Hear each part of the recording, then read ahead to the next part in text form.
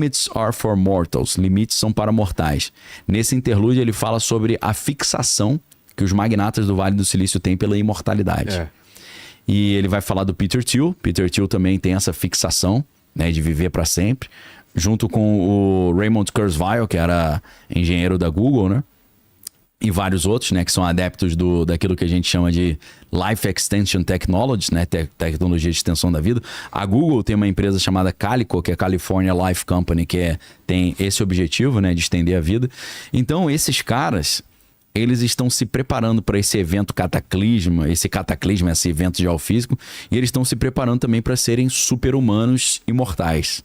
E é claro que eles não vão oferecer isso para todo mundo, a não ser que pague muito caro. Agora você imagina um cenário hipotético em que eles encontrem a solução para o envelhecimento, né, essa tecnologia de extensão da vida, e eles digam que para você ter esse benefício de viver mais, você tem que fazer uma espécie de terapia genética. Um implante que vai trazer uma terapia genética. Eu acho que todo mundo vai vender, boa parte das pessoas irão vender tudo que tiver para poder viver mais uns 50 anos. Você não acha, não? Segundo o Larry Page e o Sergey Brin, que são os cabeças da Alphabet, que é Google, né? Eles falam que essa será a maior empreitada da história da humanidade, porque todo mundo vai dar o que tiver para poder viver mais uns 30, 40, 50 anos. Daqui a pouco 100, daqui a pouco 500, daqui a pouco 1000, quem sabe, né? Então, essa ideia do transhumanismo, ela vem com uma grande arapuca também, porque se você já tem o Peter Thiel falando sobre o anticristo, sobre o apocalipse, será que essa não é a verdadeira marca da besta? Que você não vai poder comprar nem vender se não tiver, mas você instalou isso no corpo com a desculpa de que queria viver mais? Porque tem uma passagem muito estranha no livro do Apocalipse que diz que naqueles dias muitos procurarão a morte e não encontrarão. Então parece que vai ter alguma coisa que vai impedir a pessoa de morrer na hora que ela quiser. Será que é uma terapia genética? O que será isso? É difícil a gente entender. Mas o que é estranho é que nessa entrevista do Peter Thiel com o Ross Cutler, que é o jornalista do New York Times, esse jornalista falou para ele: você está dizendo que você está desenvolvendo uma tecnologia que é exatamente para vencer o anticristo. Só que parece que você que está criando as condições para o anticristo aparecer. Você não acha, não? Aí ele deu uma travada, não conseguiu responder. E aí o cara aproveita e pergunta para ele: mas espera aí, entre o fim da humanidade e a perpetuação da humanidade, de qual lado você fica? Aí ele fica, aí ele, demorou muito, hein? Essa tua pausa aí foi preocupante, hein? Aí ele fala: não, porque eu não quero que a humanidade permaneça. Eu quero que a humanidade se funda com a máquina e assim consiga se permanecer. Então, na verdade, ele está querendo o fim da humanidade como tal e uma pós-humanidade, um pós-humano transhumano. É isso que ele está propondo. Então, essas ideias loucas que esses caras têm, que às vezes um solta sem querer num podcast, é o que todos esses caras pensam. Só que eles não falam abertamente. Eles apresentam isso como um novo movimento conservador, né? Uma cultura woke, uma nova opção marxista, um pós-capitalismo, um capitalismo de stakeholder, um capitalismo social, uma terceira via como a America Party do Elon Musk. Então, eu acho, na minha humilde opinião, que está sendo montado uma arapuca que é o mesmo produto vindo da esquerda, da direita, de cima, de baixo, tudo quanto é lado, só que vendido com o discurso que te agrada, dependendo do que você gosta, né? Você gosta de suco de uva? Então vou te vender a minha Coca-Cola com gosto de uva. Ah, você gosta de laranja? Então ela com laranja. Mas é a mesma coisa, o mesmo produto, a mesma fórmula, entendeu? Que é o quê? Que é a tecnocracia, que é o povão se ferrando e a elite mandando geral. É o que o livro do Albert Nock, né? Nosso Inimigo o Estado, fala. De tempos em tempos, mais um livro aí pra galera, Albert Nock, fundamental. De tempos em tempos acontecem crises, e durante essas crises o Estado sempre aproveita para, em nome de oferecer segurança, abocanhar mais uma parte do poder social, aumentando o poder estatal. Na minha opinião, é isso que está acontecendo. É claro que isso tudo vem de várias reflexões sobre tecnologia, sobre filosofia, sobre a história, né? É um resumo do alerta que eu gostaria de fazer pra galera. Pensem bem nisso, consulta aí, né? Examine todas as coisas, retém o que é bom, mas é algo que tá preocupando. Quem tá um pouquinho desperto aí tá preocupado com isso, porque parece que tá tudo convergindo aí para essa concentração de poder, concentração de renda. Pois é. Tomar uma aguinha. Enquanto você toma água, vamos saber das dúvidas do pessoal aí, Helene. Bora lá, ó, já tem algumas perguntas aqui. O Rafael Léo Hart, ele falou o seguinte: professor, o Laranjão está mandando a galera escolher um lado. A China está mais quieta que nunca. Parece que todos estão se posicionando. Acha que a Terceira Guerra Mundial está batendo na nossa porta? Sabe como é que vai ser a Terceira Guerra Mundial? Na minha opinião, tá? O professor Jiang também vai um pouco nessa linha. A gente vai ter ainda uma guerra nuclear entre Israel e o Irã. Essa guerra vai deixar o mundo desesperado quando a gente vê bombas atômicas explodindo. E para impedir que o caos se instaure no mundo, com as revoltas e tal, será implementado ali no mundo inteiro regimes mais autoritários para controlar a opinião pública e controlar as populações humanas. No meio dessa confusão vem uma segunda pandemia, e aí o caos piora. E no meio dessa confusão toda começa aí sim a Terceira Guerra Mundial, que provavelmente será entre os Estados Unidos e a China. Só que o plano, que é, na minha interpretação, o plano é o seguinte: isso é tudo uma jogada ensaiada. Eles querem que tenha uma Terceira Guerra Mundial. Tá meio na cara, né? Veja o que a OTAN tá fazendo lá na Ucrânia. Eles estão provocando o Putin a usar uma bomba atômica a todo momento. Porque eles querem instaurar o caos para em cima das cinzas instaurar esses tecnatos aí da Lestásia, Eurásia e Oceania. Em que você tem ali, com a desculpa de segurança, o controle das liberdades individuais, né? Só que muitos dizem, né, que quando o povo abre mão da liberdade em busca de um pouco de segurança, ele geralmente fica sem as duas, né? Sem liberdade e sem segurança. Então acho que a Terceira Guerra Mundial vai nessa sequência. Vamos ficar de olho nisso. Isso tudo faz parte. O que a gente está vendo hoje? A gente está vendo os times sendo montados, né? Os BRICS se unindo contra o Trump, mas isso tudo faz parte de um jogo, porque a instauração do caos é o objetivo. Inclusive a revista Economist fez uma capa curiosa, colocando fotos do Trump assim numa capa alaranjada, escrito The Age of Chaos, a Era do Caos. Não só tem a ver com a instauração aquela ideia de ordo ab chaos, a instauração do caos para instaurar uma nova ordem, a tese, antítese e síntese, mas tem a ver, inclusive, com o que a Marina Abramovic falou alguns anos atrás. Que em duas ocasiões perguntaram para essa artista contemporânea, que faz umas artes performáticas estranhas, tipo Spirit Cooking, onde as pessoas devoram réplicas de partes de corpos humanos, né?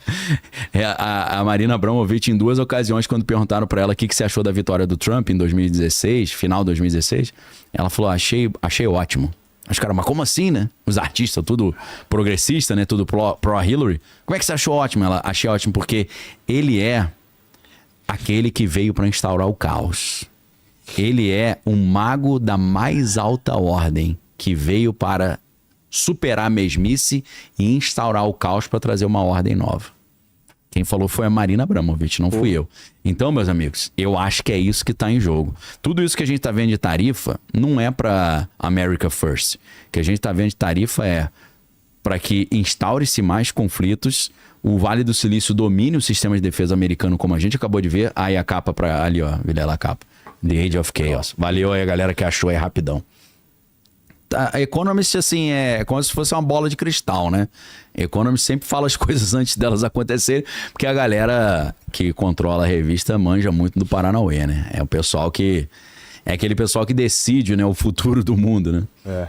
Então, como a pergunta foi sobre a Terceira Guerra Mundial, eu acho que a Terceira Guerra Mundial está sendo desejada por esses poderosos para que eles tenham desculpa para reduzir a população global, porque eles acham que não vai ter comida suficiente para todo mundo depois desses eventos aí do resfriamento e dos eventos geofísicos, e também para aumentar o controle, né? Para que eles tenham uma desculpa para, em nome da segurança, reduzir as liberdades. Porque o objetivo final dessa galera toda é o controle, né? Dinheiro eles têm de sobra, eles imprimem trilhões de dólares a hora que eles quiserem. Eles querem só convencer a humanidade que a melhor coisa que a humanidade pode fazer é não ter nada, mas vai ser feliz. Mas ser feliz.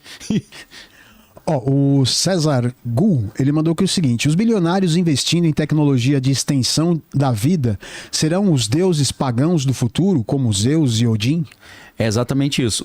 Naquele livro Who Owns the Future, o Jaron Lanier, nesse interlúdio 11, que é Limits Are for Mortals, limites são para mortais, eles falam: quando a inteligência artificial e a tecnologia tiver no seu ápice, os nerds do Vale do Silício não serão só super-heróis, eles serão deuses super-heróis. Nerds, deuses super-heróis.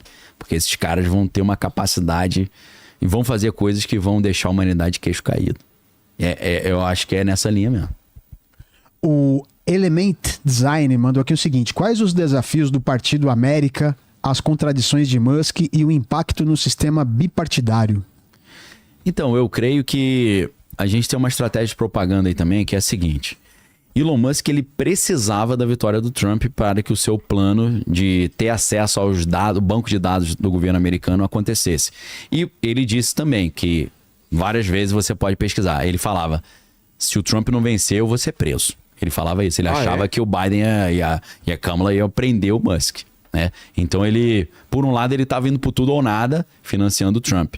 Só que desde o início, o Elon Musk sabia que se ele colasse a sua imagem à do Trump, ele poderia trazer um prejuízo para seu business, para as suas empresas. Porque ele ia ficar marcado como um trumpista, né? Como um MAGA. E é importante lembrar, ele não falava eu sou MAGA, ele falava I'm a Dark Gothic MAGA. Eu sou Dark MAGA. Lembra dessa? Não. Não lembra não? Ele todo de preto, com boné preto, escrito Dark MAGA. Por que ele estava falando que ele é Dark MAGA? Por causa do Dark Enlightenment, do iluminismo sombrio do Curtis Yarvin. Que aí você entende as ideias por trás, né? Então, ele oficialmente ele falava que ele não era MAGA, ele era um Dark MAGA. Só que em algum momento, depois que ele já tivesse atingido o seu objetivo, de através do Departamento de Eficiência Governamental instalar os aplicativos da Palantir Technologies usando aquela garotada lá que saiu demitindo todo mundo, que é a Palantir Geek Squad, né? Que era aquele molequinho de 18 anos que chegava pro velhão lá da Receita Americana. Senta aí, você tem 5 minutos para defender teu emprego. Se não conseguir, eu te demito. Cara, quem é você? Ele falou, eu tenho poder para te demitir. Sai então, não quer falar, sai. Saíram demitiu todo mundo. Aí você teve 150 mil funcionários públicos nos Estados Unidos demitidos, indo pra internet chorando. Pô, eu trabalho há 30 anos no governo. Veio um moleque de 18 anos me demitiu, que absurdo. Entendeu? Então, o Musk, depois que ele atingiu o seu objetivo, que era fechar altos contratos da SpaceX com a Space Force, fechar contratos da Starlink com a CIA, fechar todos os contratos que ele tem, o que ele tinha que fazer? Descolar a sua imagem da imagem do Trump. Pra ele, missão cumprida, beleza. É igual aquele cara que quer dar uns pega na menina, depois que ele pega, ele rejeita. Sim. É tipo isso, ele pegou, atingiu o objetivo, ele falou, agora eu preciso me passar como inimigo do Trump. Então ele começa a falar, não gosto mais do Trump, o Trump tá na lista do Epstein, o Trump tá destruindo o nosso trabalho do Departamento de Eficiência Governamental com a BBB do Trump, né, que é Big and Beautiful Bill, que na verdade é o Big Brother do Trump, que ali tem aprovação para espionar todo cidadão americano. O cara bota um projeto de lei de 3.000 páginas, no meio bota um monte de maluquice, os caras nem... Eles leram, foram obrigados a ler no Congresso, mas ninguém assistiu, ninguém viu. Então, o que tá acontecendo agora com esse partido? Já tendo atingido o objetivo, Elon Musk agora ele tem duas estratégias. Se descolar do Trump e, oferecendo esse terceiro partido, implementar o movimento tecnocrático que ele não conseguiria implementar totalmente através do Partido Republicano nem do Democrata. Então, acho que a estratégia é essa. Ainda sobre a relação aí do Trump e do Musk, o Michael Douglas mandou aqui o seguinte: Daniel, você acha que daqui a alguns... Você é famoso, hein? Filho do Kirk Douglas, né? Casado com a Catherine Zeta-Jones. Daniel, você acha que daqui a alguns dias Trump e Elon Musk estarão juntos no mesmo partido e que essa suposta briga deles foi tudo um plano? Eu não sei se o Trump vai conseguir sair dos republicanos e ir para esse partido, mas eu creio que a briga deles é uma grande fachada e eles continuam sendo amigões. Eu creio nisso. Aí, o Marcel Lima perguntou aqui se você sabe qual foi o livro que o avô do Musk indicou pra ele. Pô, isso aí é um segredo que eu conto só lá dentro da arca, maluco. Aí você vai ter que... Existe um livro de 30 páginas que eu chamo de o livro de cabeceira do Elon Musk. Esse livro que o avô indicou pra ele é um livro de 1938. E tudo o que tá acontecendo no mundo hoje tá ali nesse livro. Pô, só 30 páginas? 30 páginas. É tipo um livreto, né? Um livro de propaganda política do movimento tecnocrático. Mas esse aí tem que assinar a arca, meu irmão. Ou então se vira, pesquisa aí, maluco. Ó, o John Trinity mandou aqui o seguinte: Daniel, você acha que tudo isso da tecnologia, domínio das redes sociais, pode ser uma arma para a grande tribulação do apocalipse e perseguição aos cristãos? Lógico, mas além disso, é claro que hoje eles têm tecnologia para monitorar e procurar dissidentes de uma forma maravilhosa. Só que além disso, o que eu tenho proposto para quem é cristão, lê a Bíblia, é que essa galera toda do Vale do Silício está montando uma infraestrutura tecnológica não só para perseguir quem não vai aceitar o anticristo, mas uma infraestrutura tecnológica para tentar se proteger dos 21 juízos que Deus vai mandar para o planeta Terra no Apocalipse. Porque o livro do Apocalipse fala sobre o juízo de Deus, a punição de Deus caindo sobre os rebeldes da humanidade, principalmente sobre a elite rebelde, que rejeita Deus. Então Deus vai mandar 7 selos, 7 trombetas e 7 taças. E esses caras da elite, que na minha opinião estão servindo oficialmente e conscientemente o mal, eles sabem que Deus vai mandar isso para cima da cabeça deles. E eles estão montando tecnologias, naves, bunkers, tudo para tentar vencer esses 21 cataclismas que Deus manda, né? Porque é cometa caindo, é grande terremoto, é fome na terra, é epidemia, guerra, rumor de guerra. Isso tudo é uma punição para os poderosos. Então o que os poderosos estão fazendo? Eles já sabem que a punição está vindo, estão tentando se proteger, indo para Marte, construindo bunker. Só que não vai dar para fugir de Deus, né, meu irmão? Como é que tu foge de Deus? Não vai adiantar. Mas eu acho que o plano é esse. A Catherine Austin Fitts, que já foi funcionária do governo americano, ela fazendo contabilidade do governo americano, ela descobriu que estão faltando 21 trilhões no orçamento americano. E ela diz que esses 21 trilhões foram para, entre outras coisas, construir abrigos subterrâneos para a elite. Ó, a Julie, ela perguntou aqui o seguinte: Daniel, já assistiu o Mountain Id da HBO? É sobre os 4 maiores magnatas da tecnologia global organizando o mundo. Não é um humor fácil, mas os diálogos são incríveis. Corroboram com tudo que você fala sobre os ideais do Vale do Silício. Exatamente, a gente já falou sobre esse filme já algumas vezes. É um filme assim meio difícil de assistir, né? Porque as falas são rápidas e tal, é meio confuso, né? De você saber quem é quem. Mas eles vão falar de os magnatas da inteligência artificial, e que aparentemente são inimigos, mas ali estão trabalhando com o mesmo propósito, apesar de que eles tentam matar um deles. Mas terminam como meio... faz as pazes, entre aspas. Porque o cara queria que ele vendesse as ações, né? Mas o que a gente vê? A gente vê um mundo em caos, o mundo virando um caos, até por causa do deepfake, inteligência artificial. E eles achando graça. O caos se instaurando na Argentina e eles colocando um ator para governar a Argentina, talvez chamado Javier Milei, né? El Loco, né? Que diz que só foi pra política porque o espírito do cachorro dele que morreu, Spartacus, indicou para ele, né?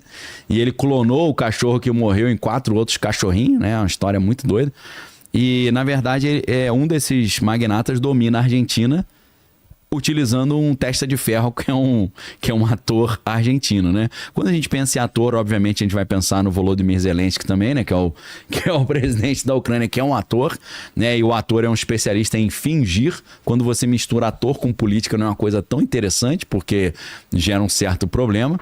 Até a minha dissertação de mestrado lá na Universidade do Estado do Rio de Janeiro falei um pouco sobre isso, como era um problema você ter atores jornalistas, né? Porque o jornalista ele trabalha em cima da credibilidade. Quando você tem um mestre do engano ou um mestre do fingimento trabalhando como jornalista, é um problema. São duas profissões que não batem muito bem. Então, esse filme é sensacional, porque, além de tudo, ele mostra que o refúgio desses caras fica nas montanhas do estado de Utah, que, segundo mais um livro aí, já uns 50 livros que eu citei, o livro Strategic Relocation North American Guide to Safe Places, né? Relocação Estratégica, um guia norte-americano para locais seguros, do Joel Skousen, é um livro que diz que o estado de Utah é o estado mais seguro dos Estados Unidos para você ter um refúgio no caso de um caos nos Estados Unidos. Então, o filme Mountain Head bate com essa ideia. Os bilionários se escondem lá nas montanhas do estado de Utah. Conclusão, essa galera que fez esse filme manja muito do Paranauê. O Gatão de Mané mandou aqui o seguinte: eu fico pensando, será que não existe nenhuma força do bem enfrentando essas coisas demoníacas ou satanistas que parecem dominar o mundo? Ou será que a gente está completamente nas mãos dos vilões? Então, assim como na época de Elias achou que estava tudo perdido, mas Deus falou para ele: existem 7.000 que ainda não se ajoelharam aos pés de Baal. existem 7 mil ainda que não se ajoelharam aos pés de Baal, não. Então, na batalha espiritual, orando, jejuando e alertando as pessoas sobre o que está chegando. A verdade é filha do tempo. O tempo vai mostrar se quem está certo ou não. E quem viver, verá. Tem muita gente aí na batalha aí. Essas coisas que estão caminhando também pra gente ter carne... 3D. 3D. É o controle da alimentação. O controle da alimentação também faz parte, né? Por isso que os bilionários estão investindo na agricultura. Eles vão continuar comendo filezinho de verdade de boi. Mas para a humanidade eles querem... Uma ração, né? É uma ração. E essa ração, obviamente, ela vem cheia de substâncias químicas que interferem na cognição, que torna a pessoa mais apática, mais suscetível. E sem falar que hoje, né, nesse momento que a gente está falando, isso pode mudar amanhã, mas nesse momento hoje que a gente está falando, a comida artificial, principalmente a carne artificial, ela é um tipo de alimento que leva muito tempo para ser produzido, gasta muita energia, gasta muita água, que a gente sabe como é que eles fazem. São células-tronco que eles multiplicam. Só que essa célula-tronco, para você fazer um bife digital, ou um bife artificial, ele não tem o sabor nem a textura do bife original. Para isso, eles usam uma quantidade enorme de corante e de conservante. Isso transforma a carne artificial na categoria de um alimento ultraprocessado, que é o pior tipo de alimento para a saúde humana. Então, por enquanto, não fizeram um bifão legal ainda não. Ou então você come inseto, né? Como eles estão tentando propor, né? Tem inseto padedel, né, Aline? Manda aí. Total. O Riel, ele mandou aqui o seguinte: boa noite. Pergunta ao professor o que ele acha da série Person of Interest. Muito obrigado. Legal. Cara, não assisti essa série. Bauer lá com... É daquela... Como é que é o nome do autor lá dos livros? Que morreu, a morte misteriosa também. Infartou do nada. Mas eu não vi também, não. Não assistiu, não? Não. É igual do... Como é que é o nome da outra série que é o nome do cara, do personagem principal dele lá, do Jack Bauer. Ah, não, você falou... É Jack Bauer? É o personagem principal. Não, o Jack... Tem um outro, não tem? O Jack... Eu acho que eu tô confundindo. Que é da Prime. Depois coloca esse daí qualquer. Deixa eu ver se é o... Person of Interest é uma série que todo mundo manda eu ver, fala que é sensacional, mas não consegui ver ainda. Sobre vigilância, né? Não é esse... Não lembro, cara. Esqueci qual é a temática. Conseguiram me pegar aí com a calça na mão. Tô achando aqui. Essa eu não vi, não. Enquanto eu procuro aqui, o Vitor Leite, ele perguntou o que esperar da política brasileira em 2026? Na minha opinião, tá? Posso estar errado, o que eu tô olhando. Ou o Brasil vai ter que se ajoelhar ao Trump, que é o que o Trump quer. Se o Brasil não se ajoelhar, ele vai arrochar nas tarifas, vai arrochar nas sanções para instaurar o caos no Brasil, gerar um descontentamento na população brasileira e levar a população brasileira a falar, olha, esse negócio de ficar amigo dos Estados Unidos tá difícil, porque eles, olha o sufoco. Vamos arrumar alguém que é amigo dele, para forçar em 2027 a gente ter um amigo do Trump no poder. Então, ou o Brasil entra no jogo, se não entrar, ele vai encher a nossa cabeça desses negócios aí de tarifa, de essa encheção de saco aí total, e vai ficar tentando atrapalhar a economia brasileira, tentando jogar a economia brasileira num buraco, para dizer aí, ó, ser meu inimigo, qual o problema? Não é melhor vocês terem um amigo meu? Escolham quem é o meu amigo. Acho que vai ser isso. E eu ainda acho que vai ser uma mulher que vai vencer as disputas em 2026. Vamos ver, não sei. Vamos ver como é que vai. Ou a mulher pode ser a vice também. Ah, não. Person of Interest. Não é o que eu tava pensando, não.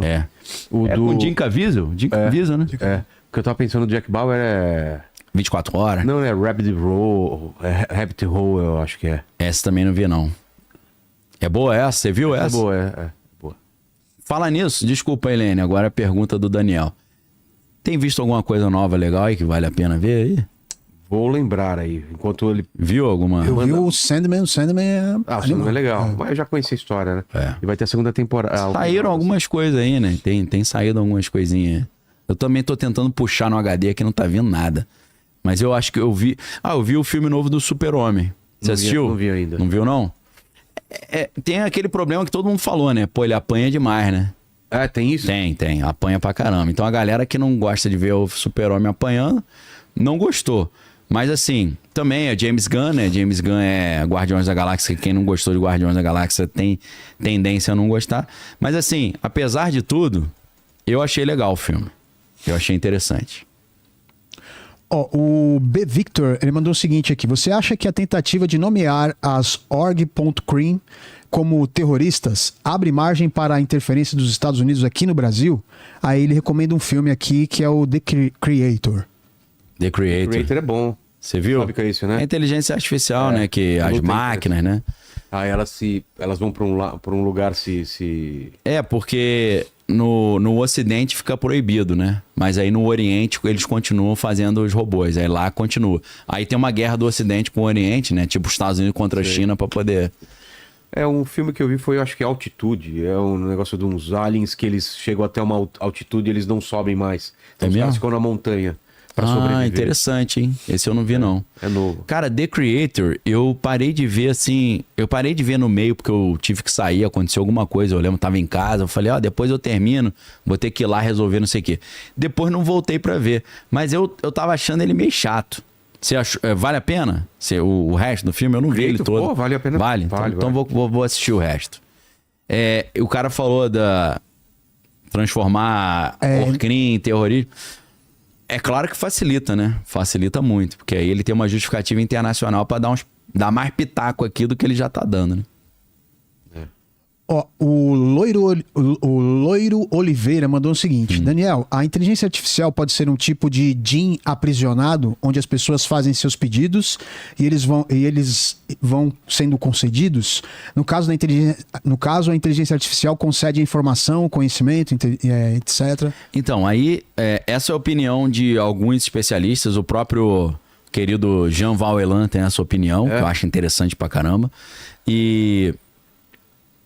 entra aquela história de que os chips, quando você amplia, você vê sigilos, né? Essa história achei maneira pra caramba, cara. Bizarra. E você quer saber de uma coisa? Eu não tô achando essa publicação que tem o vídeo do cara falando, o sigilo e tal. Aí ele dá o zoom no... Mas realmente, se você pega um transistor desse, um chip, cara, é muito detalhe microscópio. Como é que os caras conseguem fazer um negócio impressionante, né? Você vai ampliando, parece que é uma cidade inteira dentro de um átomo. É uma parada muito louca. Então, assim, nessa teoria loucaça de que o chip é um sigilo que abre um portal espiritual, cara, faria sentido nessa linha de pensamento doida, né? Agora, assim, eu imagino que os anjos e os demônios, né? Os anjos caídos, eles são inteligências artificiais criadas por Deus, que às vezes operam na nuvem, operam no éter, ou que às vezes entram num hardware, quando incorporam numa pessoa, né? Então, nesse sentido, o mundo espiritual já é composto por inteligências artificiais. Não seria o ser humano uma inteligência artificial também, criada por Deus? Deus como um grande, né, cientista que está rodando um experimento? É uma teoria interessante, inspirada aí se você olha o Tron Legacy, Tron Legado. Dá um pensamento nesse sentido, porque no Tron Legado, o Jeff Bridges, que eu sempre esqueço o nome do personagem, ele cria esse mundo artificial, ele se transfere para dentro desse mundo, e os seres que ele criou lá para dentro se transferem de volta pro planeta Terra. Pô, interessante pra caramba esse conceito do vai e vem, né? Vai ter um Tron novo em outubro aí. Vai? Sabia não. Ó, o Projeto Games mandou aqui o seguinte. Daniel, esse aí tá sempre comigo lá na minha live. Um abração aí. Ele falou aqui o seguinte: você já viu o filme Eles Vivem, de 1988? Pô, esse é antigão, né, cara? Que é a história... esse Sabe filme... qual que é? Você lembra desse? Que o cara bota uma lente e ele começa a ver quem são os alienígenas? Não. Cara, esse filme é incrível. E esse filme... Não vi. Esse filme fala sobre 2025, maluco. Diz que em 2025... Não, mostra uma elite, que é tipo uma elite satânica que trabalha com esses alienígenas pra dominar o mundo. Sei. E aí em 2025 é o ano que eles vão declarar ou consolidar esse domínio. O filme de 88. Interessante pra caramba. É um filme meio trash, assim, meio toscão. Não é muita grana que fizeram. Não, é meio low budget, assim, meio toscão. Mas é interessante, cara. O pessoal falando que o filme é bom aqui, ó. É bom, é bom. Mas é aqueles filmezinhos estranhinhos, né? Meio undergroundzinho. Ó, o Magalhães mandou aqui o seguinte: professor Daniel, você mencionou em suas lives entrevista que abordava a a programação econômica e geopolítica do Brasil em 2026. Iminente relocação estratégica? Ficou um pouco confusa a pergunta, né? Não entendi muito bem, mas assim, o que o cara tá querendo dizer? Que pode vir um problema pro Brasil em 2026, que a gente vai ter que se preparar para isso. Eu acho que é isso. Qual o problema que pode vir? Vamos supor que o Donald Trump emplaque um amigão dele aqui para 2027. Os caras vão implementar tudo isso que estão fazendo nos Estados Unidos, que a gente falou esse programa inteiro aqui. Então o que a gente vai ter que fazer? Fazer o que os bilionários estão fazendo. Investir em agricultura, investir em inteligência artificial e investir em filosofia. É isso que eu estou fazendo, que é o plano. E aí envolve a relocação estratégica também. Você tem um refúgio onde você está ali meio off-grid, que você está fora do sistema. É possível ficar 100% fora do sistema? Não é 100% possível, mas o leão vai pegar quem tiver primeiro na frente aí, né? O Manuel Filho mandou o seguinte: boa noite, professor. O senhor acha que uma das profissões para se estudar são ciências atuariais, já que beira com a psicohistória do Henry Sheldon?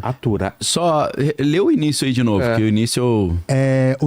Você acha que uma das profissões para se estudar são as ciências atuariais? Eu acho que você não precisa estudar isso. Tem a ver com contabilidade, né? Você olhar os dados, né? Não precisa estudar, porque a inteligência artificial já supera isso. Uma das profissões aí, aviso para todo mundo, uma das profissões que estão aí sob o perigo de serem substituídas pela inteligência artificial é a profissão do contador. Porque esse negócio de você pegar uma pilha de documento e tirar uma conclusão, a máquina faz isso muito fácil, né? Muito rápido. Então você não precisa estudar ciências atuariais. Você tem que estudar como utilizar a inteligência artificial para interpretar os dados atuariais. Acho que esse que é o caminho melhor. Que aí você estala o dedo, você tem tudo que você precisa. Por exemplo, o que eu estou fazendo? Eu estou pegando o modelo do Isaac Asimov, o modelo da teoria dos jogos, o modelo do professor Jiang da história preditiva, boto isso tudo para rodar na inteligência artificial e falo, me diz, comparando todos esses modelos, o que provavelmente vai acontecer amanhã.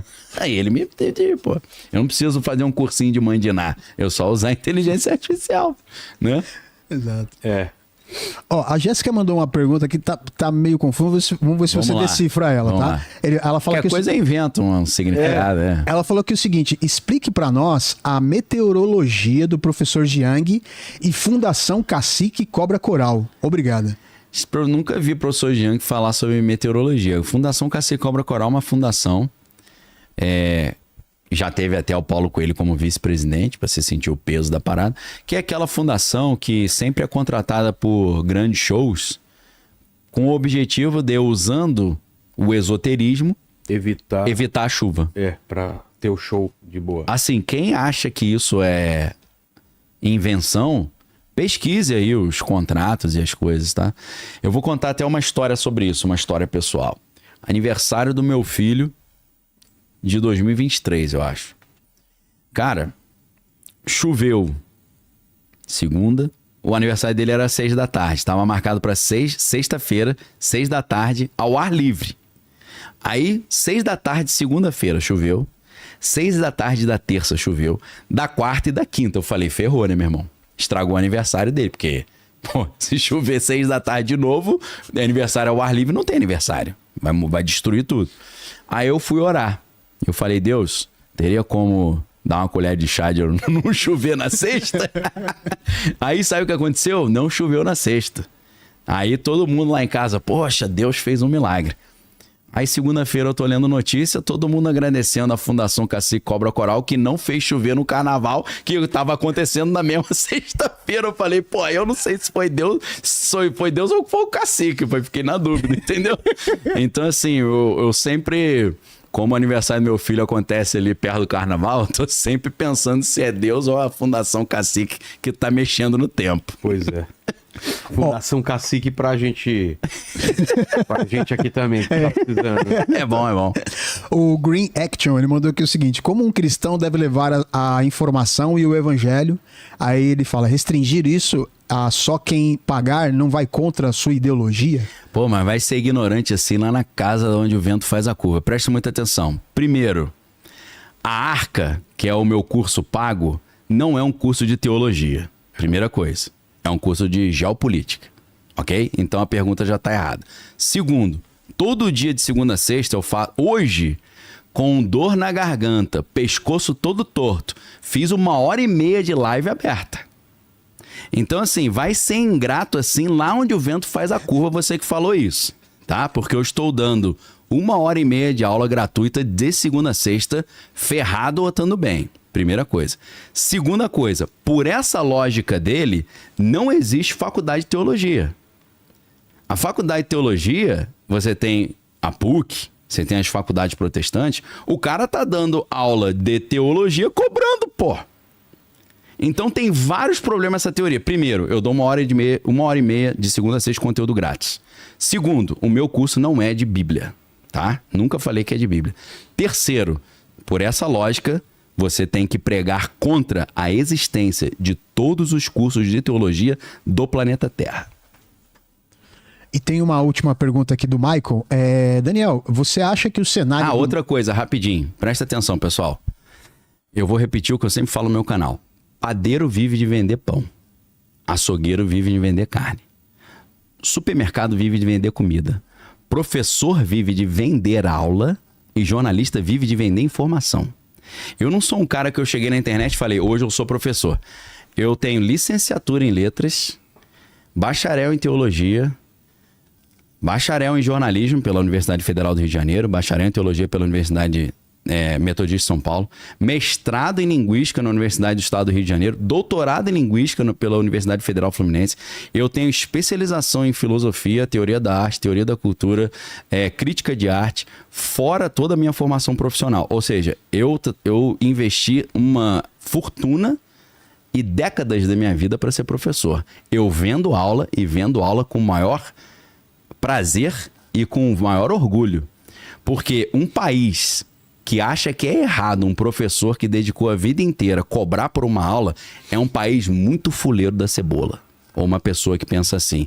Os países mais prósperos do planeta são países que valorizam o professor e entendem que o professor tem o direito de viver vendendo aula. E um país que não valoriza isso é um país fuleiro da cebola, retrógrado. Então, você tem que entender se você é uma pessoa retrógrada ou você é uma pessoa que entende que assim como o padeiro vive de vender pão, o professor vive de vender aula. E eu vendo aula com o maior orgulho porque eu sei que quem acha caro o valor do conhecimento, eu digo para você, não queira saber o preço da ignorância. Eu sou jornalista também, não foi...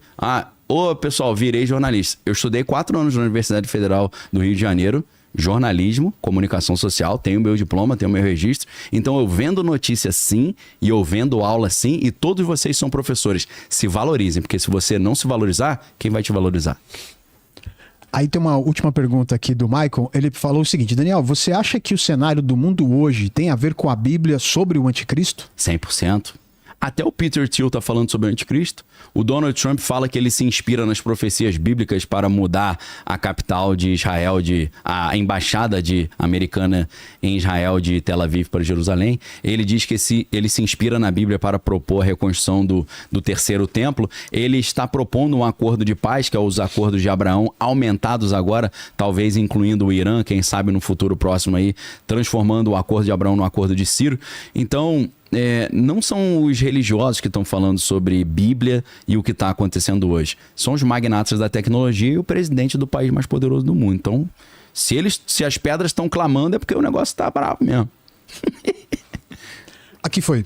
Foi? Quer falar sobre as enchentes do Texas, então, Nova York? Isso é interessante, porque é outra coisa que a galera fala. Daniel, Deus não ia permitir o ser humano interferir no clima.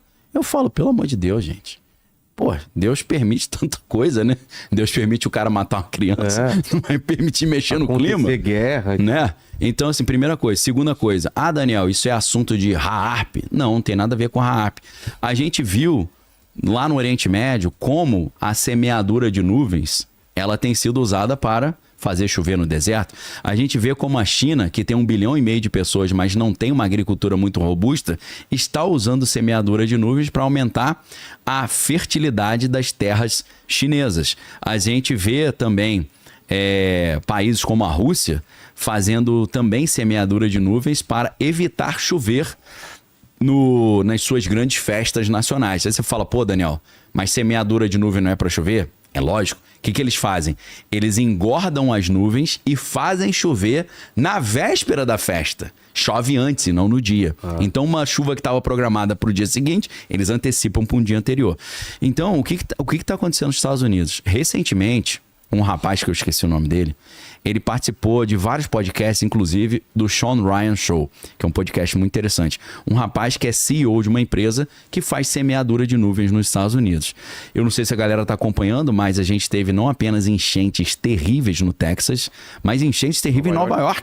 Nova York estava tudo alagado, uma coisa louca, o metrô cheio d'água, as ruas, eu também não. O que tem saído no noticiário americano? Que essa empresa desse cara, desse jovem, é um jovem louro com o cabelinho meio chitãozinho, assim, meio cabeludo só atrás, na frente é curto. Essas empresas fizeram semeaduras de nuvem exatamente nessas regiões que caíram temporais. Então, algumas pessoas estão associando X com Y, falando, será que essas chuvas excepcionais foram provocadas por esses projetos de semeadura de nuvens? Então, para a gente entender um pouco que no universo das guerras, existem coisas altamente exóticas. Por exemplo, existem as armas tectônicas, armas capazes de fabricar terremoto. Você fala, Daniel, como é que uma arma fabrica um terremoto? Meu irmão, existem 11 atividades humanas que fabricam terremoto. Represamento de água fabrica terremoto, as grandes represas geram. Na China tem a maior represa do mundo, gerou um terremoto de 5...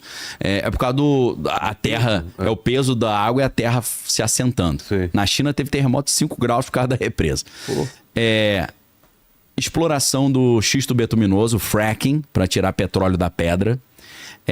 Exploração de reservatório de água. E também a própria construção civil, pô. Construção civil gera terremotos, em menor escala, mas gera. Gera, pô. Ou o show do... Como é que é o nome do cara que fez o show aqui em São Paulo, que deu um terremoto de 1,4 graus? Putz, não lembro. Quando começou todo mundo... Travis Scott. Começou todo mundo. Fem. Os prédios ficaram assim, ó.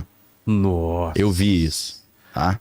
Pela onda sonora? E a galera batendo no chão. Ah, tá. Já tinha tido terremoto em Roma. Ele gerou um terremoto em Roma. Okay. Meu irmão, se o Travis Scott consegue gerar um terremoto num show, você acha que os exércitos do mundo não fabricam terremotos para prejudicar o seu inimigo? Pô, lógico que fabricam. Então, no universo das guerras, existe as armas tectônicas, existem as armas entomológicas.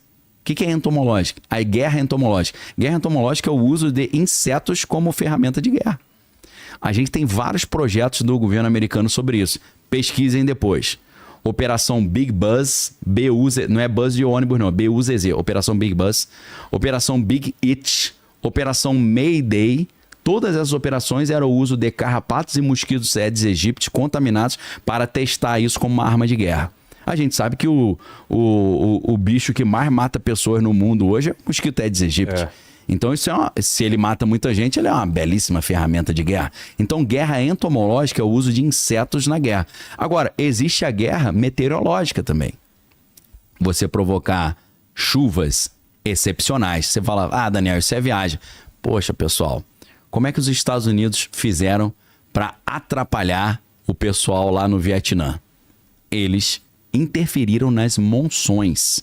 E essa operação visou aumentar o período das chuvas no Vietnã para alagar tudo e fazer com que os caras não conseguissem transitar no país. O nome da operação, Operação Popeye. Mesmo nome do marinheiro Popeye. Ah, é? Popeye?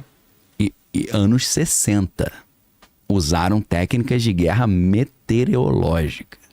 Imagine como é que tá isso em 2025, meu amigo. Só uma provocação, ó. Então, para quem fala que eu não cito fonte, né? Eu acho que eu sou um dos caras que mais cita fonte, né? Não é possível, né? A quantidade de livro, nome, conceito. Então, ó, Operação Big Buzz, B-U-Z-Z, guerra entomológica, inseto. Operação Big Itch, Operação Mayday, guerra entomológica. Guerra meteorológica, Operação Popeye. Pesquisa. Em anos 60. Imagina a técnica em 2025. Então tem gente que está levantando uma hipótese. O que é hipótese? Hipo é pequeno, tese é tese. Hipótese é uma pequena tese que está para ser confirmada. Tem gente levantando a hipótese de que essas chuvas excepcionais nos Estados Unidos poderiam estar relacionadas a algum tipo de equipamento aí meteorológico que os inimigos dos Estados Unidos estariam usando contra os americanos. Então é uma mera hipótese. Eu sou honesto aqui para vocês. Quando é especulação, eu falo que é especulação. Quando tem documento, eu falo que tem documento. Ó, chegou mais umas 3 indicações aqui de séries. Eu vou dar uma... Primeiro tem uma pergunta da Luca que ela falou o seguinte: professor, é confiável usar o chat GPT ou qualquer uma inteligência artificial para estudar um pouco mais sobre cristianismo e entender um pouco esse cenário geopolítico? Então, eu acho use com moderação. 100% confiável não é, né? Você não pode... Assim como você pode pegar o maior teólogo do mundo, ele pode falar bobagem, então ele não é 100% confiável. Inclusive, existe uma estatística meio estranha, pelo menos para mim, de que muitos dos grandes teólogos falam bobagem pra caramba. Eu não vou nem entrar nas bobagens aqui, mas o que eu já ouvi de groselha em grandes faculdades de teologia não tá no gibi não, tá? Para você ter ideia, o professor Dale Martin da Universidade de Yale, o curso dele de contexto histórico e literário do Novo Testamento que tá disponível no site da Universidade de Yale, ele começa falando o seguinte: olha, o que vocês estão fazendo nesse curso? O cristianismo não serve para nada? O cristianismo não teve impacto nenhum na sociedade? Vocês não tinham nada melhor para fazer, não? O cara começa a aula falando isso. Eu falo, pô, que contrassenso, né? Imagina o cara na loja lá do Palmeiras, vendendo camisa do Palmeiras, falando: pra que você vai comprar essa camisa? Esse time é horrível. Entendeu? É um negócio muito louco. Então, assim, confiável o chat GPT para teologia, ele não é 100% confiável. Como ninguém é. Eu também não sou, posso falar um monte de besteira de teologia. Use com moderação para entender a geopolítica também. É claro que a inteligência artificial tem um viés, tem uma tendência. Ninguém é 100% neutro, muito menos a inteligência artificial. Então, examine todas as coisas e retenha o que é bom. Ó, aí o Jecon falou o seguinte: Daniel, você já assistiu a série O 100 na Netflix? Cara, não assisti também. É o The 100. É os caras que aparecem na praia. Que surge do nada. Eu não vi ainda, mas parece que é interessante pra caramba, né? Só vou ver se o Vilela vê. Se ele assistir e falar que é legal, assisto. Ele é meu cobaia, meu cobaia. Quando é uma série grande, me dá preguiça. Eu deixo passar por ele primeiro. Se ele falar que vale a pena, eu vejo. Ó, o Projeto Games mandou outra aqui. Opa, valeu. Ele tá perguntando o seguinte: será que no final dos tempos vão usar armas sonoras para controle da multidão? Armas do sono. Já uso. Que são mostradas no filme Hulk. Sono? Sono. Como assim? Pra fazer o cara dormir? Acho que sim, Arma do sono? Não é de som, não? Será que saiu errado? Que pode ser que tenha saído. É porque ele manda armas sonoras e aí mas depois... Ele falou do filme Hulk? Você lembra disso, o filme... Qual o filme do Hulk? Uma coisa sonora lá. Sonora? Eu acho que tem. Tem, né? Não, eu sei que pra acalmar o Hulk, eles falam alguma coisa de já vai passar e tal, já solta a Natasha faz isso, né? A Viúva Negra. Mas é o que naquele filme antigo que era com outro ator ainda? Pode ser, eu não lembro. Então, essas armas sonoras se chama LRAD, Long Range Acoustic Device. Ela solta um apito tão agudo, meu irmão, que você parece que vai explodir o tímpano. Então a galera sai correndo. Usaram em protestos ano passado aí na Europa e com certeza eles vão usar. Pode, dependendo da frequência, pode gerar dano cerebral também, lesão cerebral. Tem que tomar muito cuidado com isso aí, é perigoso. Tá dentro do universo das armas não letais. Se você for pesquisar armas não letais, você vai ver todas essas armas. Não é letal, mas pode deixar o cara com sequelas irreversíveis. Aí tem mais uma aqui do Dominus Abruptum. Esse cara também tá sempre nas minhas lives lá, um abraço aí. Ele mandou aqui assim, ó: professor, arqueiro aqui, você tem planos... Aí, ó, da arca. Você tem planos de escrever um livro de ficção / não ficção baseado nos dias atuais, fatos históricos e sobrenaturais, fantasia, Bíblia, UAPs e assuntos mais desconhecidos da grande maioria? Então, na verdade, a minha trilogia mais recente, que é A Beira do Abismo, Geopolítica, Globalismo e Fim do Mundo, que é A Beira do Abismo, 90 Segundos para o Apocalipse, O Grande Reset e a Nova Ordem Mundial, e o livro mais recente, que é A Jogada Final, Tecnologia e Política na Era da Desinformação.